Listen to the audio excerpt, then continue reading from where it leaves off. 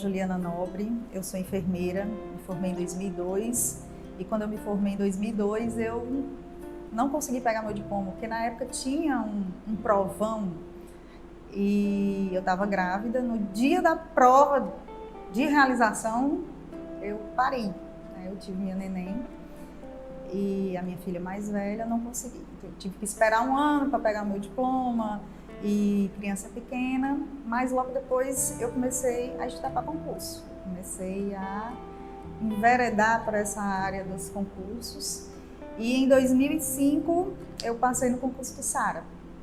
Em 2006 eu fui chamada e trabalhei no SARA Kubitschek até 2009.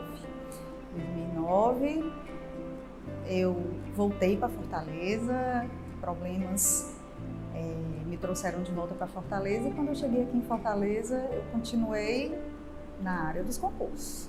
Então em 2010 eu já passei no concurso da aeronáutica, inclusive fui a Recife 2 vezes, realizei o TAF, psicológico, exames psicológicos, passei no concurso da Caucaia, inclusive hoje eu sou servidora do município de Caucaia, passei no mestrado e em 2011 eu iniciei o meu mestrado. Só que em 2011 também a minha filha mais nova adoeceu e eu precisei largar mestrado, concurso, empregos que eu tinha na época e eu fui me dedicar à minha filha. Levei ela para São Paulo e passei quase 2 anos em São Paulo. Infelizmente, ela veio a falecer, ela teve leucemia, chegou a fazer transplante de medula, mas ela faleceu. No final de 2013, 2014, a gente retornou para Fortaleza e eu me dei o direito de vivenciar meu luto. Pelo menos nesse ano, mas em 2015 eu voltei para o concurso e já em 2015 eu fiz a seleção da Prefeitura de Fortaleza, de tantas seleções que houveram, eu fiz de 2015, passei e fui trabalhar no SAMU. Então no SAMU eu trabalhei a partir de 2015, passei 3 anos no SAMU e desde então eu tenho uma trajetória na docência na graduação e fui convidada pela Michele Sampaio e como a gente é atrevida, a gente está aqui também. E não só agora realizando sonhos, os meus, mas ajudando outras pessoas a realizar sonhos também, sonhos dela. E a gente está aqui para realizar os sonhos das pessoas. Todo mundo tem a sua missão. E por mais dificuldade que a gente passe, por mais percalços que a vida apresente, a gente pode se reinventar, a gente pode superar e voltar melhor. Então, minha trajetória com o curso MS, que eu fui aluna da Michele Sampaio, fiz preparatórios, fui aluna, concurseira, me tornei concursada através do curso MS da Michele Sampaio e hoje eu sou professora concursada, faço parte do quadro de professores do curso MS e hoje em dia eu ajudo a quem quer realizar os sonhos e mantenho a minha trajetória de concurseira, que a gente quer mais.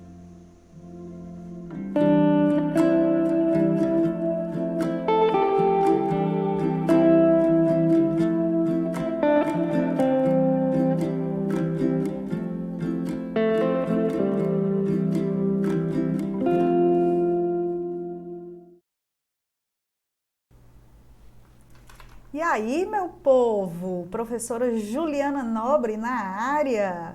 Gente, primeira coisa, vou me apresentar aqui para vocês. Para quem não me conhece, professora Juliana Nobre, eu sou enfermeira, eu sou servidora pública. Eu já tenho uma história de concursos, né, no mundo dos concursos, tanto como concurseira e agora como concursada e professora de preparatório para concurso. Então, na minha história eu tenho concursos como o concurso do SARA, eu trabalhei no SARA, eu tenho aprovação no concurso da aeronáutica, infelizmente por um problema pessoal sério, eu não pude assumir na aeronáutica. Eu tenho várias outras aprovações em concursos, eu sou servidora do município de Caucaia, eu já passei no concurso várias seleções da Prefeitura de Fortaleza e agora no último concurso do IJF também fui aprovada.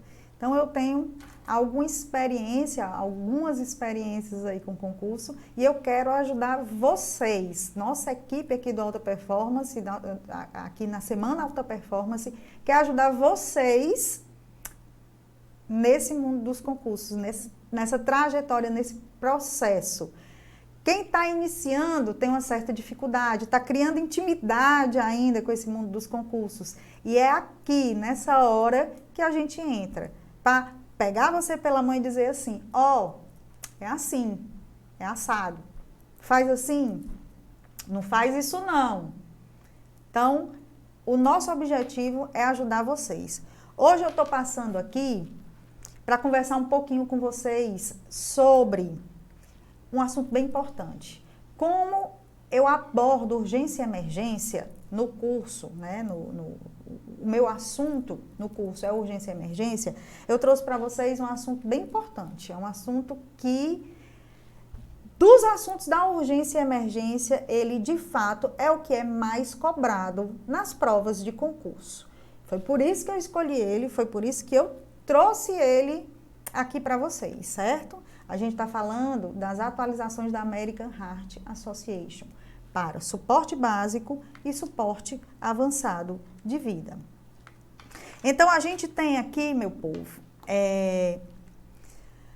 as diretrizes. Eu trouxe para vocês as diretrizes. Eu trouxe aqui, como o nosso tempo é um pouco curtinho, eu trouxe direcionado para o adulto. Ok? A gente vai conversar aqui, eu vou trazer para vocês o que vocês querem e o que vocês não querem saber também. Quer saber sim, porque está estudando para concurso, né? Então, vamos lá. Gente, diretrizes, pegar minha caneta aqui, diretrizes de RCP e atendimento cardiovascular de emergência de 2020 da American Heart Association, é a AHA. Quem está estudando para concurso e quem é emergencista já deve ter um pouco mais de intimidade com esse assunto, mas quem está chegando agora no mundo dos concursos, quem está chegando agora no mundo da emergência vai se perguntar o que é isso, o que é AHA, o que é essa American Heart Association. Meu povo, essa AHA, que é muito conhecida, AHA, é a Associação Americana do Coração. É a equivalência da Sociedade Brasileira de Cardiologia. Por que ela é tão importante? Por que se fala tanto dela? Gente, as diretrizes que a American Heart Association ela lança de 5 em 5 anos, elas são a base para a nossa Sociedade Brasileira de Cardiologia. A nossa sociedade, ela se baseia muito nas diretrizes, né, nos guidelines, que são as diretrizes da American Heart Association. Por isso que ela é importante, por isso que a gente precisa saber. Quando lança lá, mais cedo ou mais tarde, vai chegar aqui como referência oficial. Tá certo? Então, a gente vai falar de adulto e a gente vai falar um pouquinho aqui sobre o histórico da American Heart Association. É um pouquinho só. Por quê?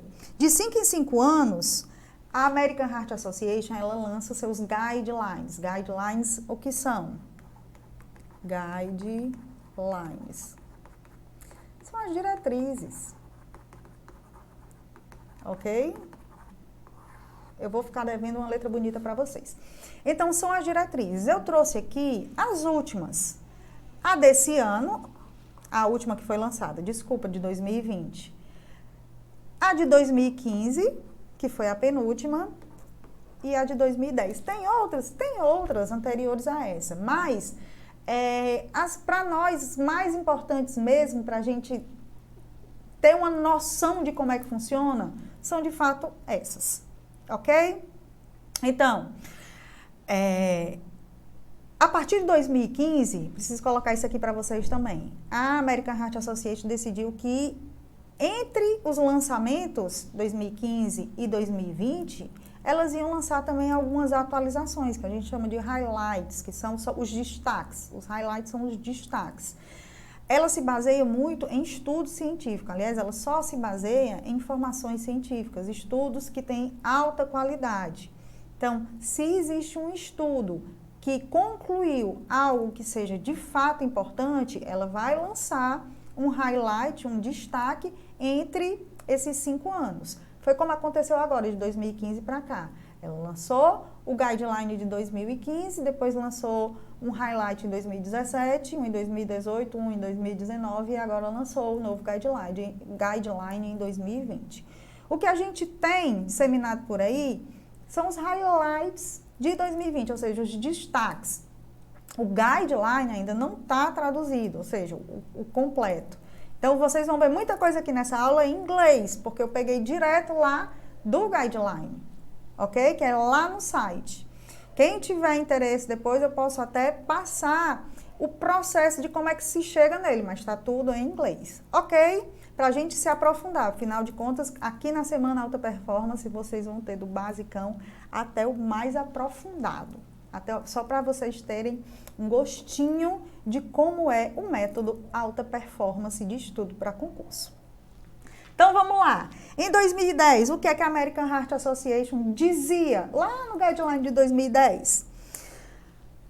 Eliminação do procedimento ver, ouvir e sentir se há respiração. Então, antes disso, se fazia esse procedimento aqui. Ver, ouvir e sentir se há respiração. Em 2010, isso foi abolido. Não teve mais. O pulso era palpado em 10 segundos, a frequência das compressões era de no mínimo 100 por minuto, profundidade de no mínimo 2 polegadas ou 5 centímetros. Aqui, nesse guideline, a atropina foi retirada do protocolo de reanimação. Então, a gente tem um protocolo fechado para reanimação cardiopulmonar. A atropina fazia parte desse protocolo. Em 2010, ela foi retirada. E, além disso, a ventilação com via aérea avançada, ou seja, o paciente que já estava entubado, era feita uma ventilação a cada 6 a 8 segundos. Ok? Isso foi dito em 2010. Aí a gente vem agora para 2015. O guideline de 2015, ele trouxe essas informações. Ele já trouxe ênfase nas compressões torácicas. Então, foi o que ficou conhecido como hands-only. Se o socorrista ele não tem treinamento, ele não foi capacitado para fazer reanimação com compressão cardíaca e com ventilação, é para ele fazer só compressão cardíaca. ênfase nas compressões. Interromper o mínimo possível essas compressões, ok? Verificação da respiração e pulso simultaneamente em menos de 10 segundos. Frequência das compressões, aqui 100 a 120. Então, a gente tem um limite mínimo e um limite máximo, 100 a 120 por minuto. Profundidade, no mínimo 2 polegadas e no máximo 6, no mínimo 2 polegadas, no máximo 2,4 polegadas, que equivale a 5 centímetros e a 6 centímetros. Foi isso que ela trouxe. Então, aqui a gente foi estabelecido também um limite mínimo e um limite máximo para as compressões, para a profundidade das compressões. A vasopressina foi retirada do protocolo e a ventilação com via aérea avançada, uma ventilação a cada 6 segundos, agora foi diferenciado, tá? Uma a cada 6 segundos. E agora, em 2020, foi introduzido um sexto elo à cadeia de sobrevivência. Não se preocupe, vou já mostrar para vocês essas cadeias de sobrevivência, que foi o elo de recuperação. Vou falar dele também. Foi adicionado as cadeias de sobrevivência tanto no intra-hospitalar como no extra-hospitalar. Frequência das compressões permaneceu de 100 a 120, o mínimo e o máximo. A profundidade também permaneceu no mínimo 2 polegadas e no máximo 2,4 polegadas. Professora, por que usa polegada? Professora, deixa eu aparecer aqui para vocês. Gente, Polegada é o sistema utilizado lá nos Estados Unidos. Lembra que o guideline é americano, é American Heart Association. Então, eles usam essa medição. Mas a nossa prova aqui no Brasil, pode se utilizar dessa medição aqui? Pode, não está escrito lá no guideline? Então, você tem que saber, fique esperto. Adrenalina administrada precocemente, vou aprofundar nisso aqui. E a ventilação com via aérea avançada, 1 a cada 6 segundos. Isso aqui são algumas das atualizações. São as principais atualizações, são os principais destaques. Lembra que eu estou falando aqui das atualizações para adulto. Então, além dessas, direcionada para o atendimento do adulto, além dessas aqui, que são as principais, tem várias outras atualizações. Quando a gente lê o guideline inteiro, a gente vê que tem várias outras coisas que foram atualizadas. Mas não se preocupe, eu vou trazer algumas coisas aqui para vocês, umas coisas bem legais para a gente se divertir. Tá certo? Então, vamos lá. As cadeias de sobrevivência, como eu falei aqui para vocês. A gente tem a cadeia de sobrevivência no intra-hospitalar e a cadeia de sobrevivência no extra-hospitalar.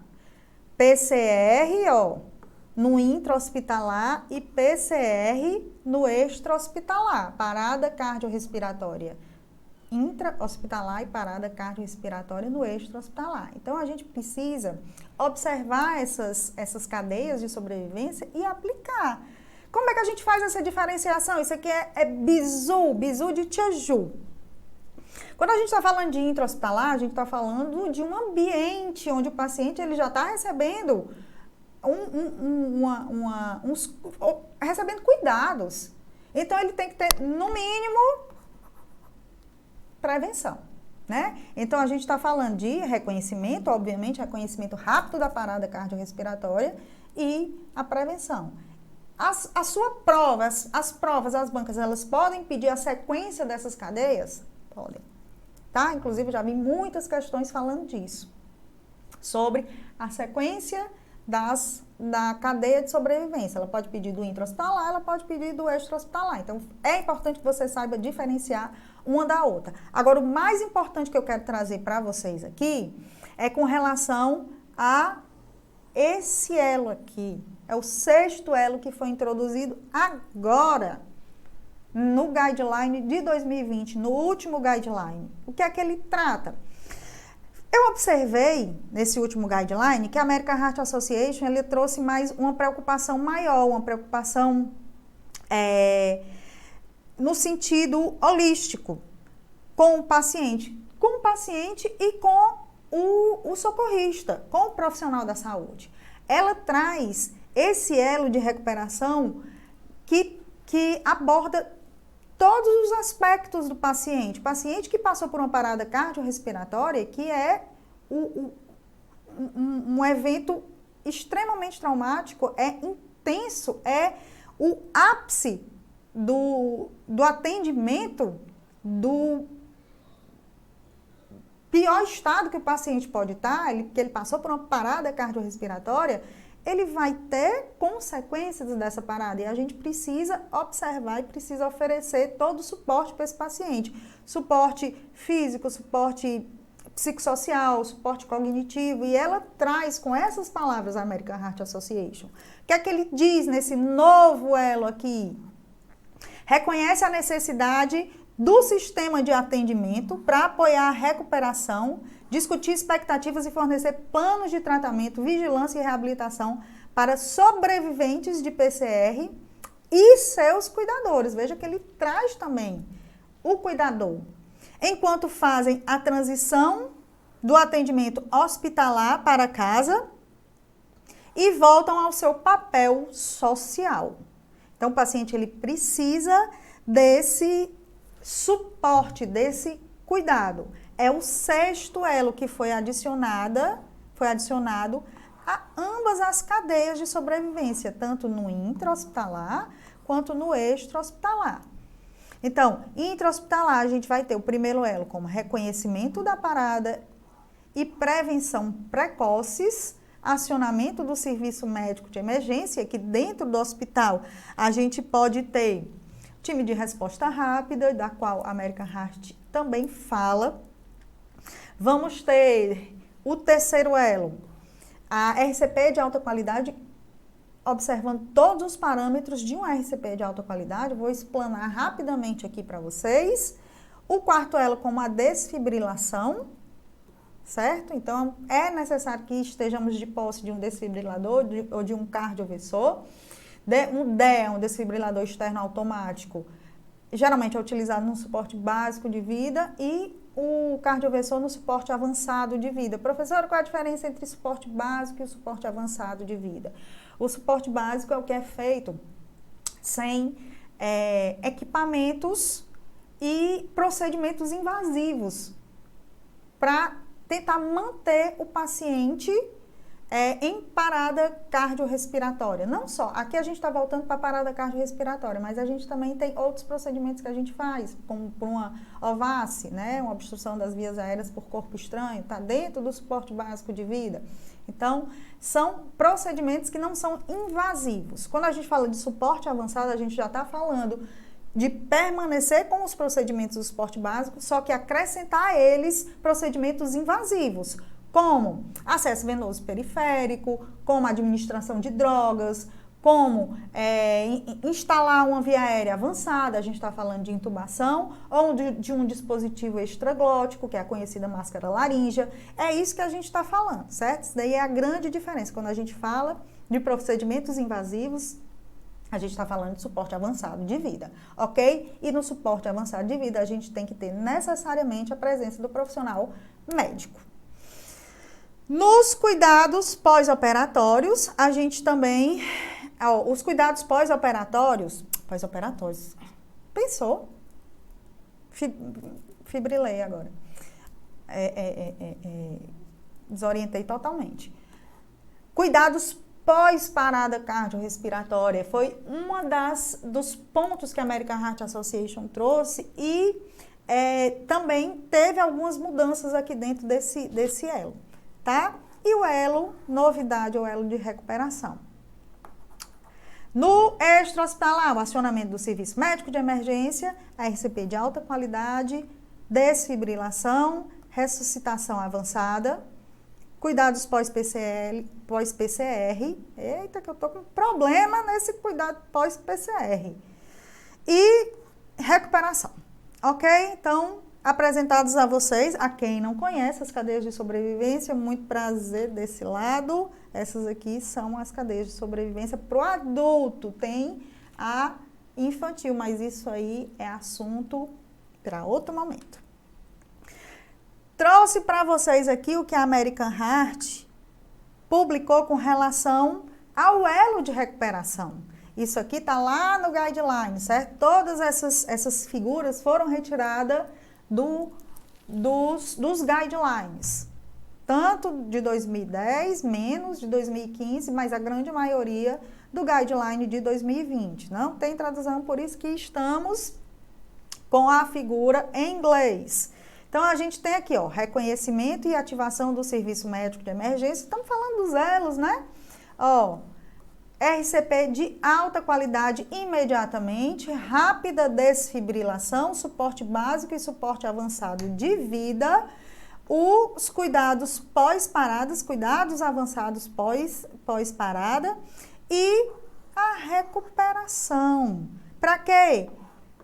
Tudo voltado para que o paciente ele sobreviva e possa ser inserido de volta ao seu contexto social.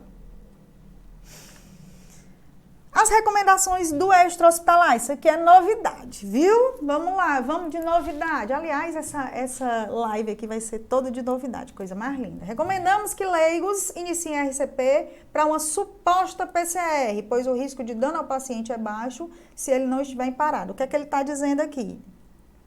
Gente, o leigo, ele pode iniciar a RCP mesmo se o paciente tiver pulso. A gente está... considerando que o leigo, ele não vai saber de fato reconhecer em até 10 segundos se o paciente tem pulso ou não. Então, para não atrasar o início da RCP, inicia. Por quê? Porque ele fala bem aqui assim, ó, o risco é baixo. Socorristas leigos não conseguem determinar com precisão uma vítima que tem pulso e o risco de esperar para iniciar RCP em uma vítima sem pulso. Ó, o dano que isso pode causar é maior do que compressões desnecessárias. Então, inicia RCP. O reconhecimento da PCR por socorristas leigos é feito através do nível de consciência e da respiração. E aí eu fiz aqui, ó, essa tabelinha, esse diagrama aqui para vocês. Deixa eu sair do meio. Para vocês, porque eu sou dessas. Tá? Quem me conhece sabe, a professora das tabelas, né? Para quê? Para organizar. As tabelas servem para organizar estudo. Isso, para mim, vocês precisam treinar e vocês precisam saber o que é que funciona para vocês. Para mim, eu leio e organizo em tabelas, em mapas mentais, as informações. Por quê? Porque eu fixo melhor. O reconhecimento da parada cardíaca por profissionais de saúde inclui a verificação do pulso. Então, nós temos, ó, reconhecimento da parada, que por leigos vai ser feito através da responsividade da respiração, e por profissionais de saúde, responsividade, respiração e pulso, em no máximo 10 segundos. Aí, acionamento do serviço médico de emergência, início da RCP de alta qualidade e utilização do DEA. A RCP de alta qualidade para leigos, apenas compressão, a não ser que aquele leigo ele seja treinado em reanimação com ventilação e compressão, a não ser que ele seja capacitado para isso. Se não, só compressão. E para profissionais, compressão e ventilação. E como é essa ventilação, professora? Através da bolsa válvula máscara, que é o famigerado AMBU, ou uma pocket mask, ou um lenço facial. Aí eu trago para vocês aqui, ó, o acionamento do serviço médico de emergência e o início da RCP de alta qualidade podem ocorrer simultaneamente. Considerando que hoje todo mundo tem um celular, o paciente ele pode começar a atender, o paciente não, o socorrista, leigo ou profissional pode começar a atender o paciente e chamar o serviço médico de emergência. Ok? Celularzinho ali, faz a ligação e corre pro abraço. Olha aqui como é que é cobrado. Deixa eu sair aqui do meio. Isso aqui, ó, prova de tribunal, analista judiciário. O enfermeiro atuando no ambulatório encontrou um funcionário caído e inconsciente. Avaliou sua responsividade chamando e tocando pelos ombros. Como a vítima não respondeu, observou durante 10 segundos sua respiração, detectando que não havia elevação do tórax e que o mesmo não respirava. Nessa situação hipotética, considerando que o enfermeiro era o único profissional de saúde presente naquele momento e local, e que o ambulatório dispunha de materiais e medicamentos de emergência e bolsa válvula máscara, a próxima ação que o mesmo deverá tomar é, letra A, iniciar ciclos de 15 compressões para 2 ventilações. Opa, não, vamos já falar sobre isso aqui, né? Estamos falando de adulto e estamos falando de um socorrista, vou falar sobre isso. Adulto com um socorrista, não interessa, ou com 1 ou com 2 adultos. Deixa eu colocar aqui, ó. Adulto, 1 ou 2 socorristas, 32. O que muda é na criança. Na criança, se tem 1 socorrista, 32. Se tem 2 socorristas, 15,2. Verificar o pulso carotídeo e femoral durante 30 segundos? Não, meu povo, 10 segundos, já falei para vocês. Solicitar ajuda imediatamente. Opa, olha aqui, ó, voltar aqui. Acionamento do serviço médico de emergência. Reconhecimento, acionamento, RCP de alta qualidade. Vamos ler o resto. Realizar manobra de inclinação da cabeça e de diminuição do ângulo da mandíbula. Não, esse paciente não é um paciente de trauma. E realizar o procedimento ver, ouvir e sentir. Buscar a bolsa válvula máscara e aplicar 2 ventilações. Não. Primeiro que o procedimento ver, ouvir e sentir, vocês já sabem que eu disse para vocês que saiu lá em 2010. E buscar a bolsa válvula máscara e aplicar 2 ventilações, não. Ninguém não tem essa orientação de iniciar a RCP com ventilação. A orientação é iniciar com compressão, ok? Então, está respondido. Nós temos nosso gabarito, que é solicitar ajuda imediatamente. Está lá. Vamos lá. Olha aqui, ó. Trazer para vocês o novo algoritmo de PCR para adultos 2020. Então, mudou. O que é que mudou de fato? O que foi que mudou de fato aqui? Gente, a mudança de fato que houve foi a introdução dessa seringazinha bem aqui assim, ó. Tá? Foi isso que mudou. Se vocês fizerem a comparação do de 2018, que trouxe exatamente esse algoritmo, para agora de 2020, foi a introdução dessa seringazinha aqui para enfatizar que a epinefrina, que é a mesma adrenalina, a mesma coisa, epinefrina e adrenalina a mesma coisa, para enfatizar que ela deve ser administrada precocemente. Precocemente. Para o adulto. Para a criança, a American Heart Association ainda foi mais enfática, ela até determinou que deve ser administrada a epinefrina precocemente em até 5 minutos do início da parada cardiorrespiratória. Então, até número American Heart Association trouxe. Então, esse daqui é o algoritmo para PCR em adulto. Eu adoro estudar isso aqui, como eu falei para vocês, eu sou muito visual. Então, eu tenho aqui o ritmo chocável, o ritmo não chocável. Verifiquei e o que é que eu vou fazer a partir de então? Aqui eu tenho, ó, eu sei que a adrenalina aqui no ritmo chocável, ela vai ser administrada depois, ó, do segundo choque.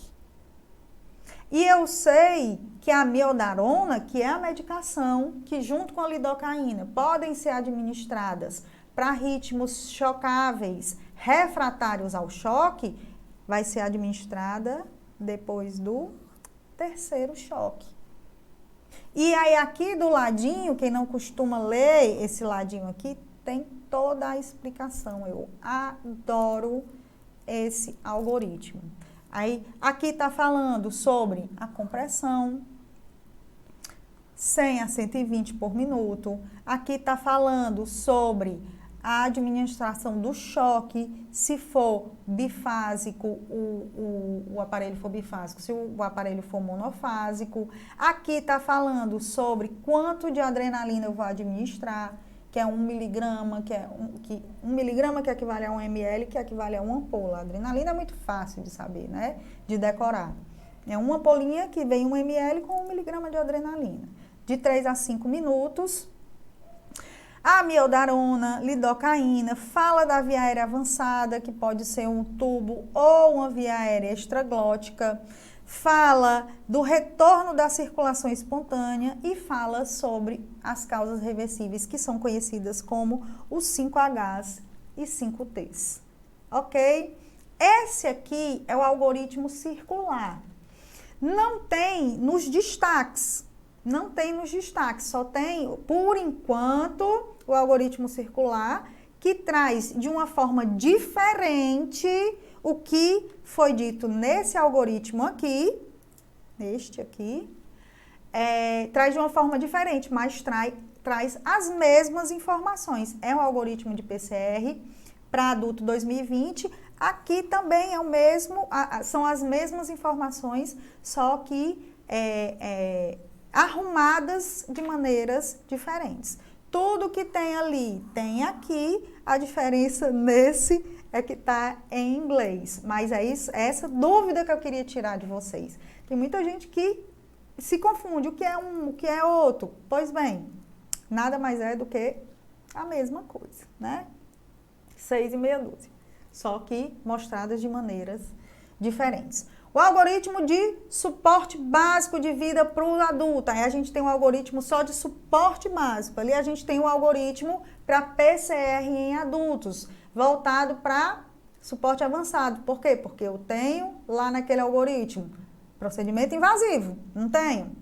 Pois bem, então eu tenho o completo, tenho o circular e eu tenho aqui o voltado só para suporte básico de vida. O que é que mudou aqui? Vocês veem que ele também está em inglês, porque ele está lá no guideline. O que é que ele tem de diferente aqui, ó? Chamei logo a atenção de vocês aqui. Mudou. O que é que mudou do de 2015 para cá? Aqui, ó.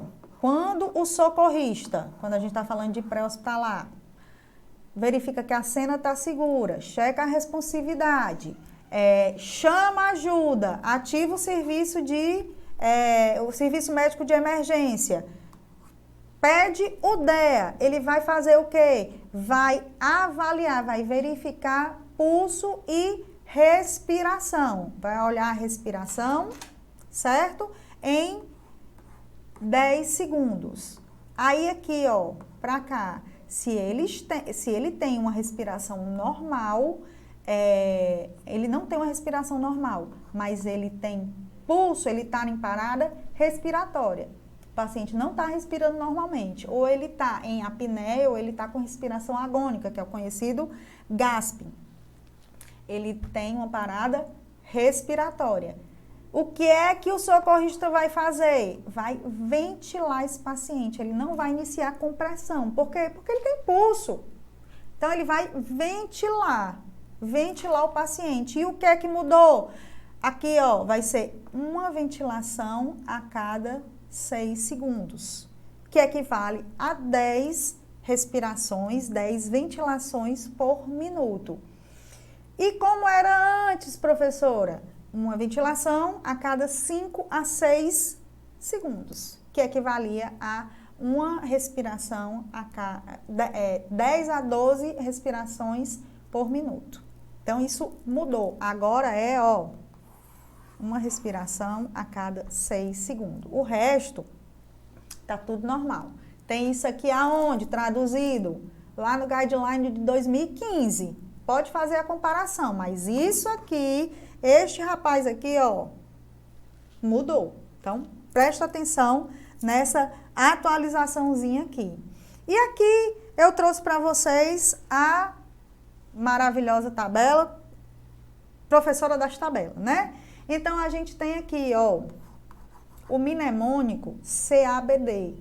Muita gente conhece, mas muita gente se confunde. Isso aqui é um mnemônico utilizado para parada cardiorrespiratória, para definir uma RCP de alta qualidade. RCP é a reanimação cardiopulmonar, de alta qualidade.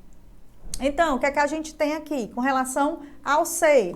As compressões torácicas. Existe uma diferençazinha no protocolo, no que é que vem dentro desse C, dentro da American Heart Association, e o que é que tem na diretriz da Sociedade Brasileira de Cardiologia. O da Sociedade Brasileira de Cardiologia, ele contempla mais parâmetros. A definição desse C aí, tá? Inclusive, eu tendo a gostar mais, porque ele é um pouco mais completo. Mas, pela American Heart Association, compressões torácicas. Centro do tórax, na metade inferior do externo, é onde você precisa colocar a sua mãozinha para iniciar a compressão cardíaca, tá certo? Colocar o quê? O calcanhar da mão, né? Região hipotenar da mão, lá no centro do tórax, na metade inferior do externo. Realizar compressões de 100 a 120 por minuto, a profundidade vai ser de no mínimo 5 e no máximo 6 centímetros, que equivale a 2 e 2,4 polegadas, permitir o retorno total do tórax. Minimizar as interrupções nas compressões, no máximo 10 segundos. Alternar os profissionais a cada 2 minutos. O A equivale à abertura de vias aéreas sem suspeita de lesão cervical e hiperextensão do pescoço, ou a manobra de chin lift.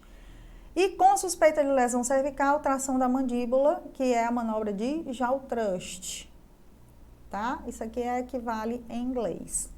B, estamos falando de ventilação e respiração, aplicar ventilações eficazes com bolsa, válvula, máscara, que é o AMBU, ou bolsa ou boca barreira, que é já falei para vocês, o pocket mask, o lenço.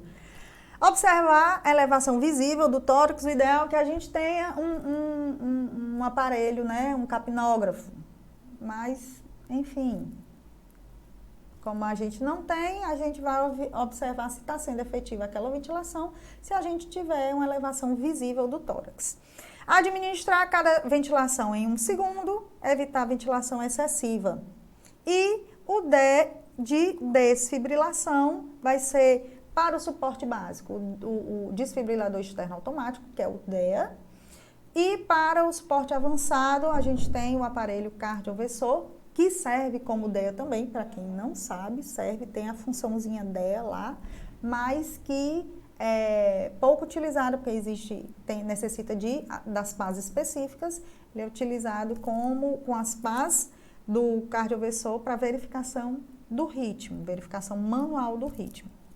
Administre o choque o mais precocemente possível e inicie a RCP imediatamente após o choque. Chocou, não tem esse negócio de ficar olhando pulso não, viu? Volta para compressão. Chocou, compressão. Chocou, compressão. Não tem isso não, tá? Banca gosta muito disso, de jogar uma casquinha de banana desse tipo. Choque, reinicia a RCP, certo? Não pensa. Aí o que é que mudou aqui, ó? Na abertura das vias aéreas, para paciente com suspeita de trauma de cabeça e pescoço. Se houver suspeita de lesão na coluna vertebral, né, ou não puder ser descartada, abrir as vias aéreas com o impulso da mandíbula, que é já o thrust. Se for colocar no tradutor, for traduzir ao pé da letra, é exatamente isso que significa, impulso da mandíbula. Se a pressão da mandíbula for ineficaz, preste atenção aqui, ó. Se a pressão da mandíbula for ineficaz, a inclinação da cabeça e a elevação do queixo deve ser usada mesmo em caso de lesão medular em potencial, porque a necessidade de abrir as vias aéreas supera o risco de lesão. Então, se fizer um impulso da mandíbula, né, a tração da mandíbula e não estiver abrindo via aérea, não estiver dando certo de jeito nenhum, vai fazer hiperextensão do pescoço, mesmo com a suspeita de lesão cervical, tá? Por quê? Porque abrir a via aérea é mais importante do que uma lesão cervical adicional. E quando houver suspeita de uma lesão medular, os socorristas leigos devem manter apenas a restrição de movimento espião manual. Então, o que é que ele está dizendo aqui? O socorrista leigo, ele não vai se utilizar de dispositivos como um colar cervical. O socorrista leigo, ele vai fazer apenas a contenção manual, ok? Beleza? É isso, é mais ou menos a tradução do que está aqui para vocês. Olá pessoal, sou a professora Michele Sampaio e estou aqui para lhe dar as boas-vindas à Semana Alta Performance para Concursos na Saúde. Antes de darmos continuidade à live do dia, eu gostaria de apresentar a metodologia APC Saúde, tá? Mas professora, o APC Saúde não é só mais um curso de preparação para concursos? É aí que você se engana. Se você não tem disciplina, se você não tem foco, se você não consegue ter constância, concentração e lhe falta tempo para estudar, você precisa conhecer essa metodologia. Então deixa eu te falar as vantagens que você vai ter ao entrar para o grupo seleto do APC Saúde. Você vai ter acesso ao Trilha Estratégica, que é uma análise estatística módulo a módulo dentro do APC Saúde, que vai te mostrar em ordem de prioridades como você vai estudar cada conteúdo do APC. Outra vantagem é o Fórum Tira Dúvidas semanal, onde você terá acesso diretamente aos professores do APC Saúde para tirar as suas dúvidas. Você também vai ter acesso a diversos simulados por banca, simulado EBSER, simulado Sara Kubitschek, simulado tribunais, simulado Senado Federal. Então, dos grandes concursos, nós vamos fazer a simulação de provas para avaliar o teu desempenho.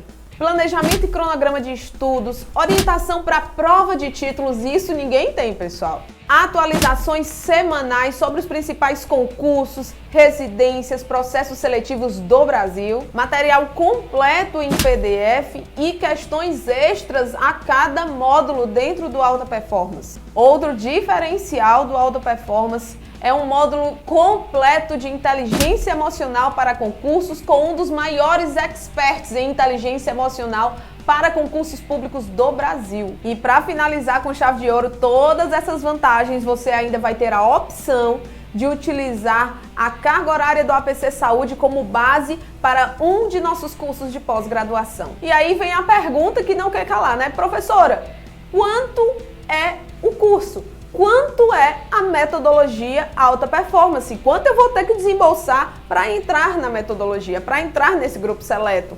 Gente, a metodologia alta performance, ela custa R$ 1.799 com todas essas vantagens que eu acabei de explicar para você. No entanto, como sempre, o curso MS lança seus cursos com preço promocional. Então, segura aí que lá vem a promoção. O curso que custa R$ 1.799 vai sair para você no período promocional por R$ 997 para pagamento à vista. Tem como pagar parcelado? 12 parcelas de R$ 97,20. Não perde tempo, esses valores são só durante o período promocional, tá? Vamos juntos dar uma reviravolta no mundo dos concursos. Entre para a metodologia alta performance.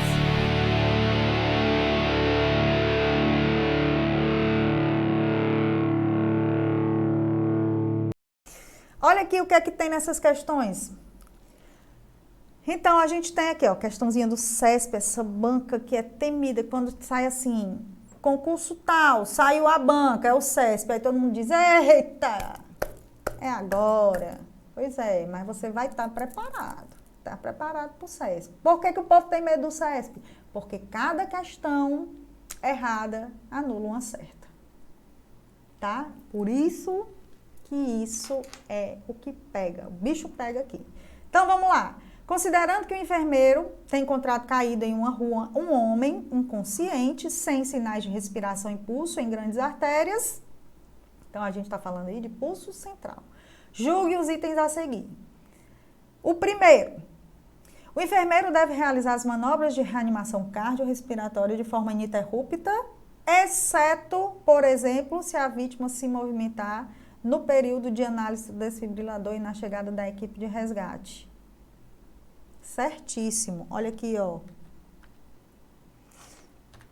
A gente tem aqui, ó, o enfermeiro, ele vai fazer as compressões, aqui, ó, continuar até que a vítima se movimente ou até que a equipe de suporte básico chegue. Ok? Tá aqui. Até que o paciente se movimente ou até que a equipe de resgate chegue. Então, aqui, ó, questãozinha certa do CESP. Para que as compressões torácicas sejam efetivas, a compressão deve ocorrer de forma rápida e forte no centro do peito sobre a linha intermamilar, em uma frequência de 100 batimentos com profundidade de aproximadamente 4 a 5 centímetros, de modo a permitir o alívio do tórax. Não! 100 a 120 e a profundidade é de 5 a 6 centímetros. Aqui está errado. E a primeira atitude a ser tomada pelo enfermeiro é a aplicação imediata de 3 manobras de ventilação de resgate de forma vigorosa com o objetivo de atender a demanda metabólica basal do seu paciente. Não, qual é a primeira atitude a ser tomada pelo enfermeiro? Ele vai iniciar a compressão cardíaca. Compressão cardíaca. Então, tá errado. Isso, rapidamente, só para a gente se divertir. A American Heart trouxe também os algoritmos para emergências associadas a opioides. Professora, por que a American Heart trouxe isso aqui? Gente, lá nos Estados Unidos existe praticamente uma epidemia de intoxicação por opioides. Para que o opioide é utilizado?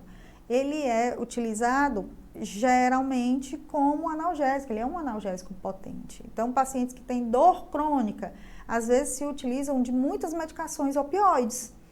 E, por um problema, o paciente que tem alguma alteração associada, alguma infecção ou qualquer outro problema que seja, pode ser que esse paciente, ele tem uma intoxicação por opioide. Por isso que foi determinado aqui esses esses fluxogramas. Foi mais, na realidade, para organizar informações, porque essas informações, a grande maioria, a gente já tinha em outros guidelines aqui, organizou a informação e autorizou a utilização de naloxona, que é o antagonista dos opioides, ou seja, o antídoto dos opioides, para o uso de socorrista leigo. Então, a gente tem aqui ó, o algoritmo por socorrista leigo e o algoritmo profissional de saúde. O que é que ele diz? Suspeito, paciente com suspeita por intoxicação de opioide, vai checar a responsividade, o socorrista leigo vai chamar ajuda, vai avaliar se a pessoa está respirando normalmente. Se ela está respirando, vai reposicionar, abrir via aérea, colocar o paciente em posição lateral de segurança, ok? E observar a pessoa até a chegada do socorro.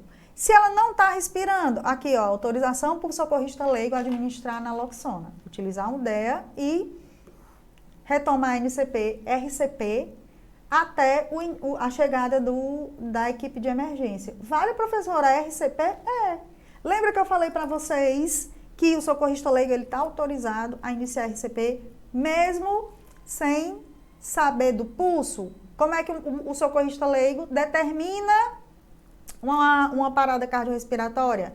Responsividade e respiração. Então, se o paciente não está respirando, é RCP. E aqui, como é emergência associada a opioide, RCP e administração de naloxona. Beleza? E aqui os profissionais de saúde, né? Aqui, o profissional de saúde também vai avaliar o pulso. Então, se tem pulso, reposiciona a via aérea, abre via aérea, posição lateral de segurança do paciente, administrar naloxona. Agora, se ele não tem pulso, usar o DEA, considerar a naloxona e o algoritmo de suporte básico para PCR. Aí vai ser aplicado o algoritmo de suporte básico que eu apresentei para vocês para suporte básico de vida, ok? Outra atualização que a American Heart trouxe foi nos cuidados pós-PCR. O que é que eu trouxe aqui para vocês? Gente, aqui ó, muito númerozinho. Preste atenção nesses números. Por quê? Porque banca de concurso, o examinador gosta de cobrar esses numerozinhos. Então, fique esperto. Esse algoritmo aqui, ó, tá aqui traduzidozinho, tá lá nos destaques. E aí, o que é que a gente tem, ó?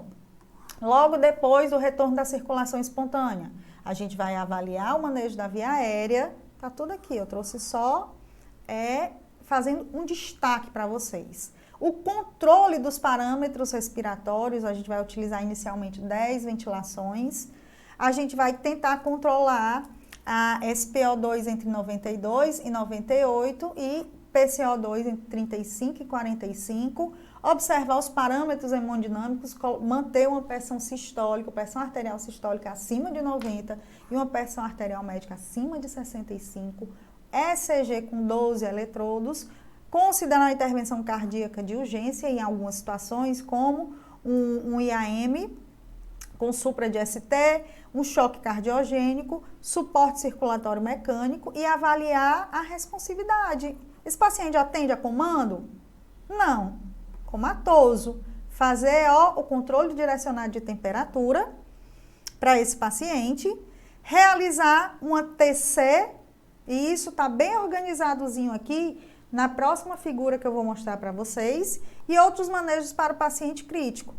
Vejam bem que aqui ó, tem a fase inicial, logo após o retorno da circulação espontânea, e aqui a gente tem um manejo contínuo das atividades a serem realizadas para aquele paciente que teve o retorno da circulação espontânea, certo? Se o paciente atende a comandos, outros manejos do paciente crítico, e em ambas as situações, avalie e trate rapidamente etiologias reversíveis e solicite a consulta com os especialistas que forem necessários. Sim, mas se vocês não virem, né, eu só quero aparecer aqui para vocês. Então, a gente tem aqui O algoritmo dos cuidados pós-PCR que vocês precisam observar é a dica que eu dou para vocês. Presta atenção nesses numerozinhos. O controle direcionado de temperatura, como é que vai ser? A temperatura vai ser colocada entre 32 e 36 graus durante 24 horas. A pressão, a temperatura central que deve ser monitorada, uretral, retal, esofágica, são essas temperaturas centrais que devem ser monitoradas, tá certo? Manutenção dos níveis de oxigênio, dos níveis de CO2 e da glicemia desse paciente é muito importante, presta atenção. Se for necessário aqui, ó, os parâmetros hemodinâmicos, eles devem ser controlados com volume, com vasopressores, com medicações inotrópicas. Então, cuidado com esses números, cuidado. Ó, lembra que eu falei para vocês, que ia mostrar para vocês nessa figurinha aqui? Aqui tem, ó, essa abordagem. Eu adoro quando as informações são colocadas dessa forma, meu povo, porque eu consigo entender. Não sei vocês, mas é um jeito que eu tenho de aprender e de fixar e de internalizar informações. Então, aqui, ó, retorno da circulação espontânea. É aqui nessa linhazinha aqui, tá? Beleza? Vocês estão entendendo? Quando vocês começam a entender, eu estou me fazendo entender, quando eu comecei a me fazer entender, vocês estão vendo que é um método alta performance. É um jeito de falar, de ensinar, de me fazer entender, certo? Então, aqui, eu estou falando para vocês, ó, essa linhazinha é o retorno da circulação espontânea. Vocês lembram que eu falei para vocês que o controle direcionado de temperatura, ele vai ser feito depois do retorno da circulação espontânea e assim que for possível e por 24 horas? Pois bem, por isso que ele termina aqui, ó. Aqui eu tenho as 24 horas e ele vai ser implementado quando for possível e pode ser que perpasse as 24 horas. Por isso que ele vem assim, organizado desse jeito. A ATC de crânio, ela tem que ser feita quando? Nas primeiras 24 horas. E os exames de imagem, vai ser feito quando? A partir das primeiras 24 horas. Ok? Da quê? Como a gente conta de quê? Do retorno da circulação espontânea. Certo? O controle direcionado da temperatura pode ser que passe um pouco mais das 24 horas? Pode. Aí, a partir de 24 horas, vai iniciar o reaquecimento desse paciente. Então, junto com o reaquecimento, a gente vai limitar a sedação e analgesia, se possível, e vamos manter uma normotermia controlada desse paciente. E aí, aqui, ó, essa informação, o neuroprognóstico deve ser realizado no mínimo depois de 72 horas do retorno para a normotermia. Ok? Então, a gente tem aqui, ó, normotermia controlada, os exames diagnósticos para o prognóstico, que é o prognóstico, meu povo, o prognóstico que eu estou falando aqui para vocês. Quais são, quais foram as sequelas que aquele paciente teve, as que ele possa vir a ter, como é que a gente pode prever, de acordo com os exames, como é que aquele paciente vai ficar depois de sofrer aquela parada, ok? Isso aqui é muito importante, ó. Isso é número, é lindo. Então, os exames, eles vão ser feitos, os exames para estabelecer o prognóstico multimodal, ou seja, de várias formas, né? Pelo menos 72 horas depois da normotermia. Temperatura voltou ao normal? Voltou. Está mantendo a normotermia controlada? Está. Aí inicia os exames para fazer o prognóstico daquele paciente. Então, vai fazer vários exames, a gente está falando aí de ressonância magnética, de eletroencefalograma, ok? E aí aqui a gente tem também o algoritmo de suporte avançado de vida no intra-hospitalar para gravidez, para as gestantezinhas. Isso aqui também é novidade, o algoritmo de suporte avançado de vida no intra-hospitalar. O que é que ele diz? Iniciou com suporte básico, suporte avançado de vida, RCP de alta qualidade com aqueles parâmetros que eu falei para vocês. A desfibrilação é para ser feita na gestante, se tiver indicação, ou seja, se o ritmo for chocável. Outras intervenções de suporte avançado, como a epinefrina. Acione a equipe de PCR materna, e aqui dentro dessa equipe tem a equipe especializada. Considere a causa da PCR dessa gestante. Execute intervenções maternas, como o manejo da via aérea, administração de O2 a 100% e evitar a ventilação em excesso, obter acesso IV acima do diafragma, presta atenção nesses detalhes, acima do diafragma, porque a banca gosta desses detalhezinhos, é para pegar o aluno, tá certo? Mas aluno alta performance não pega não, ok? Então, se o paciente estiver recebendo magnésio IV, pare e administre o cloreto de cálcio ou gluconato de cálcio, continue suporte básico, suporte avançado, RCP de alta qualidade, desfibrilação sindicada, outras causas, né? A gente vai voltar para cá. Execute intervenções obstétricas também, intervenções de obstetrícia, ó. Realize o deslocamento uterino lateral contínuo. Vou já mostrar para vocês uma figurinha de como é que faz isso aqui. Desconecte os monitores fetais. Então, a American Heart Association fala que a monitorização fetal, ela não tem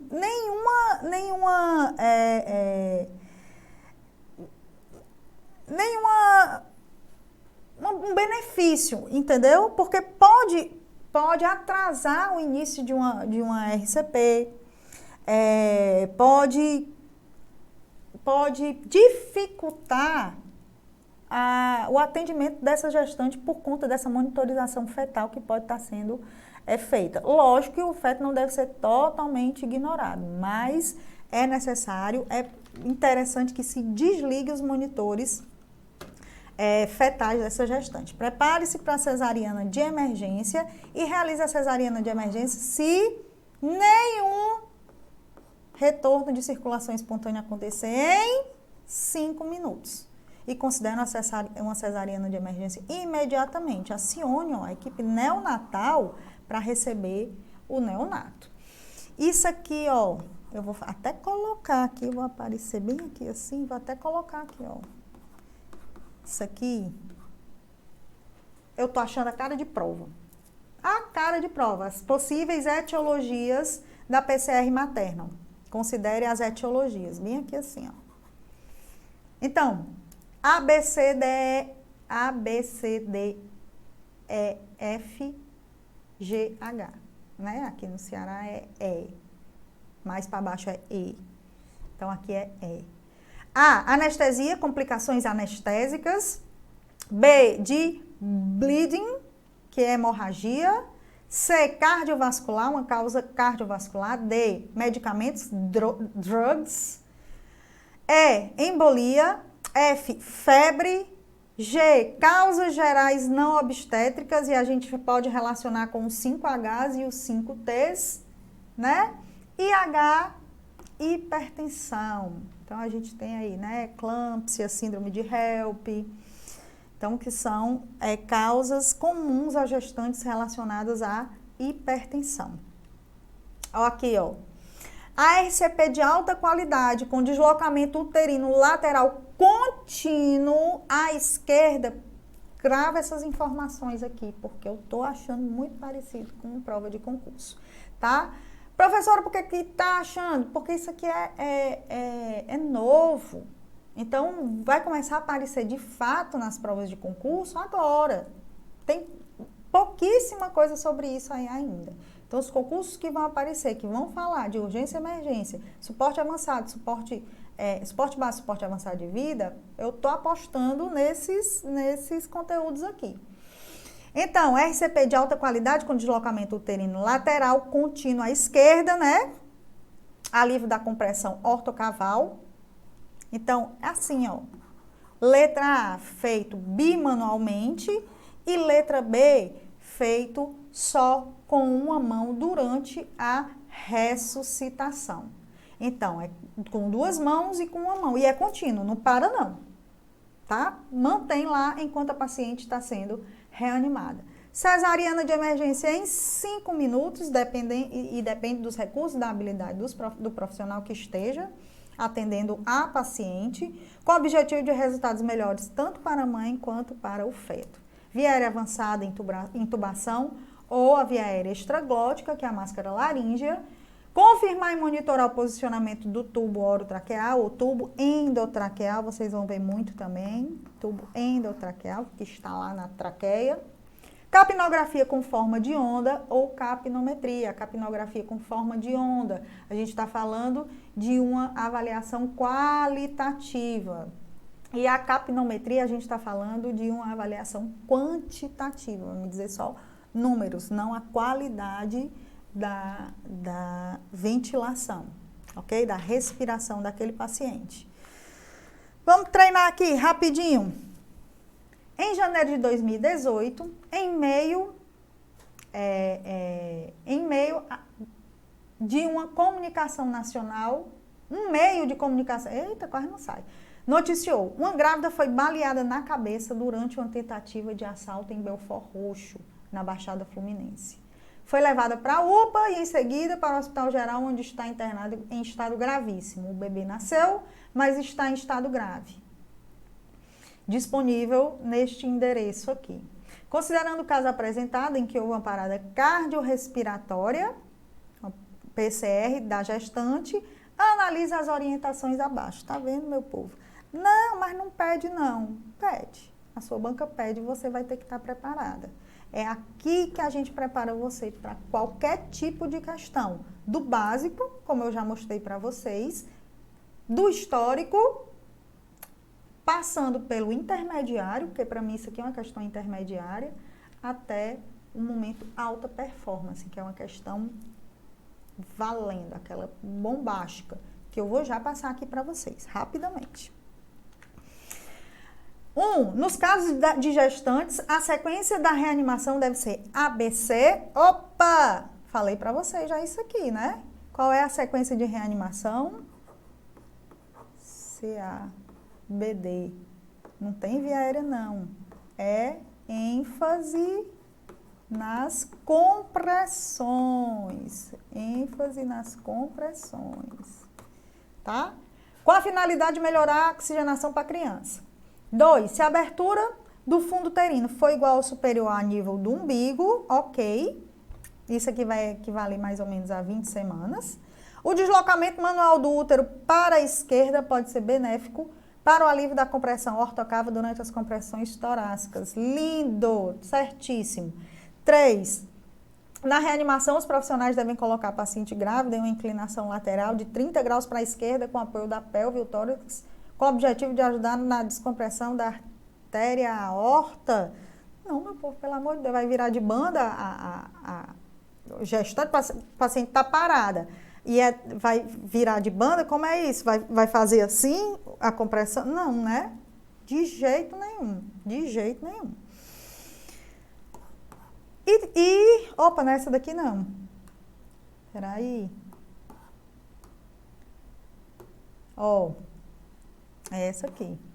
3 não. E 4, a cesariana deve ser considerada após 5 minutos da PCR materna dos esforços de ressuscitação, se não houver retorno da circulação espontânea materna. Exatamente, lembrando que isso aqui eu adaptei. Em relação às orientações da American Heart Association 2020 sobre as situações especiais em ressuscitação para PCR durante a gravidez, estão corretas as condutas que constam nos itens Então, a gente tem o item 2 e o item 4. Letra B de bola é o nosso gabarito. B de bola.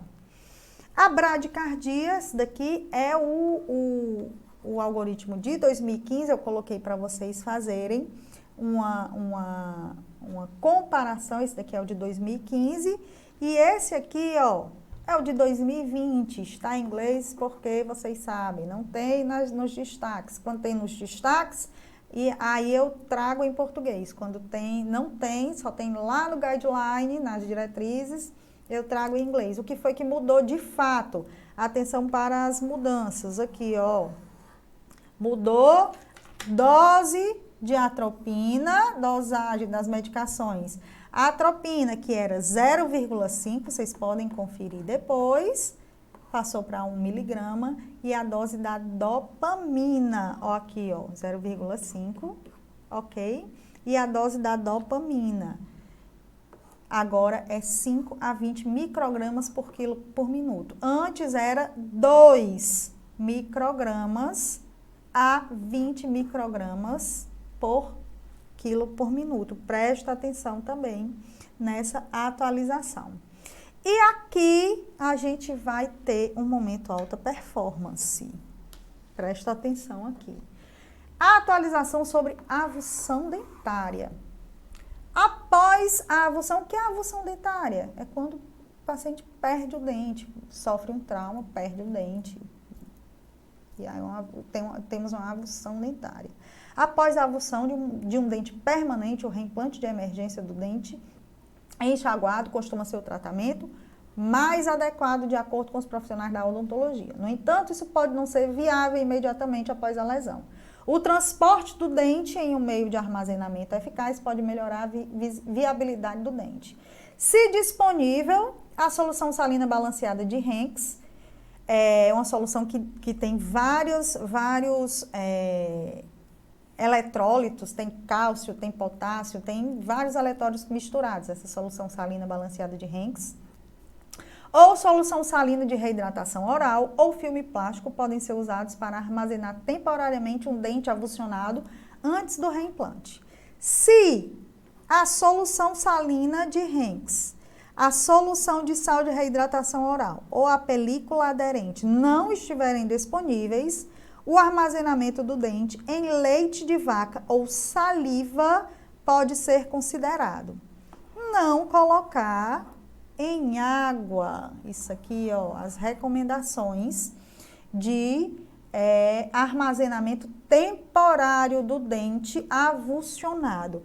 Fala, professora, e por que tu tá dizendo isso, professora? Por que é um negócio desse aí? Preste atenção bem aqui, ó, o que eu vou mostrar para vocês. Olha aqui como é que foi cobrado. O aluno alta performance perde uma questão dessa de jeito nenhum. Por quê? Porque a equipe alta performance vai buscar lá nas profundezas. Preste atenção, vou ler aqui para vocês. Na prestação de primeiros socorros a uma pessoa com avulsão dentária, tribunal, tá? Tribunal Banca FCC de 2018. Foi adaptada por mim.